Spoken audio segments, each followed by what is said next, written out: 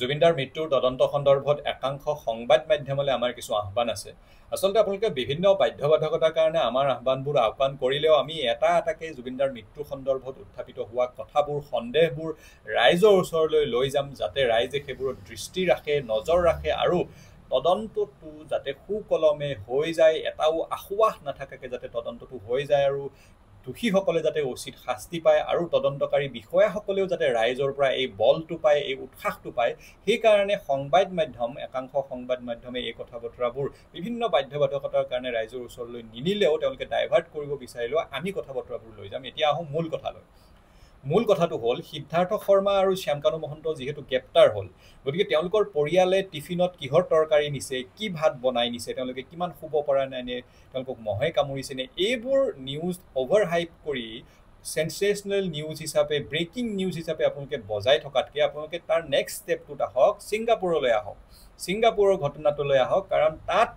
জুবিনদাৰ লগত থকা অসম এছ'চিয়েশ্যনৰ মানুহখিনি তদন্তৰ আওতালৈ আহিবই লাগিব কাৰণ গোটেই ঘটনাটো ছিংগাপুৰত হৈছিলে গতিকে ষ্টেপ বাই ষ্টেপ আপোনালোকে কথা বতৰাবোৰ আনক ডাইভাৰ্ট আপোনালোকে অনুগ্ৰহ কৰি বাধ্যবাধকতাৰ কাৰণে নকৰিব জুবিনদাৰ বিষয়টো সম্পূৰ্ণ সুকীয়া বিষয় আপোনালোকৰে বিভিন্ন প্ৰতিষ্ঠিত সাংবাদিকে বিভিন্ন ধৰণে খুব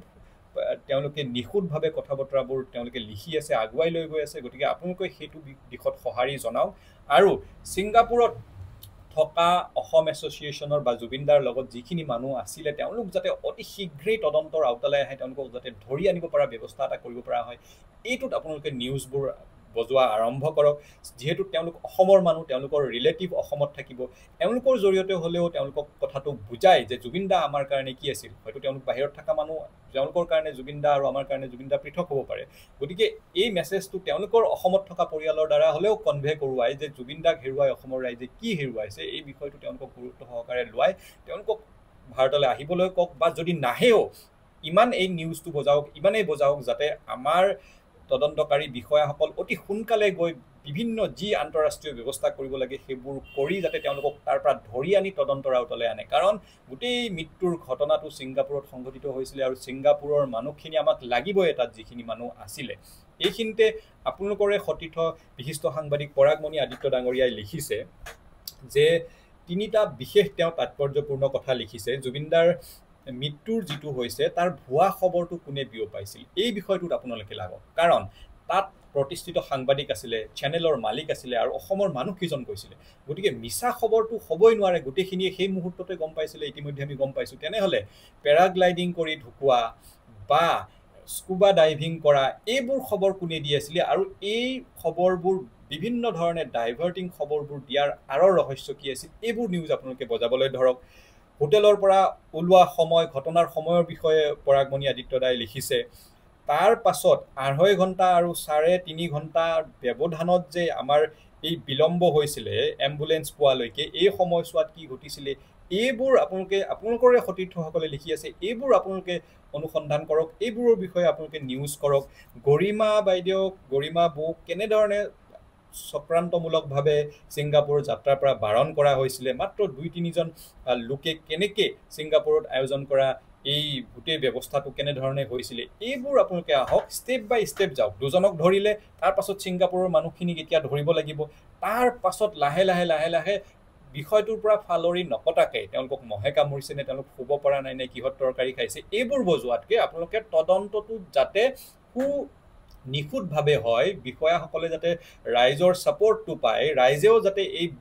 দিশটোত এই তদন্তটোত নিজৰ দৃষ্টি ৰাখিব পাৰে এই কথা বতৰাবোৰ এটা লাইনত একেস্বৰে একে সুৰত আপোনালোকে নিউজবোৰ বজোৱা আৰম্ভ কৰক তেতিয়া দেখিব গোটেই কথা বতৰাবোৰ লাইনত পৰিছে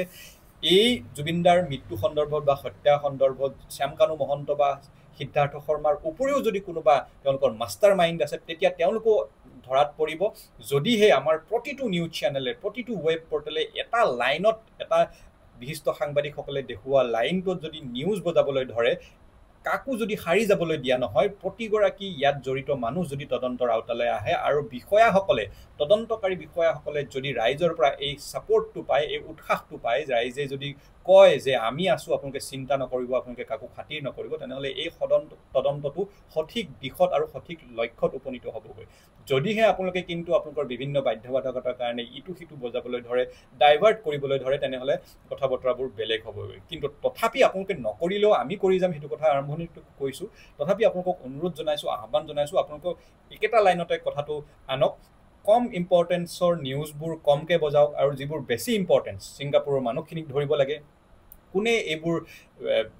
মিছা খবৰ দিছিল সেইবোৰ আনিব লাগে, এওঁলোক দুজন যোৱা 12 দিন ধৰি অসমৰ কোন কোন মানুহৰ লগত যোগাযোগত আছিল সেইবোৰত আনিব লাগে, জুবিনদাৰ ফাইনেন্সিয়েল এনমেলিছৰ বিষয়ে পৰাগমণি আদিত্য ডাঙৰীয়াই লিখিছে, সেইবোৰত আপোনালোকে নিউজ বজাব লাগে। গতিকে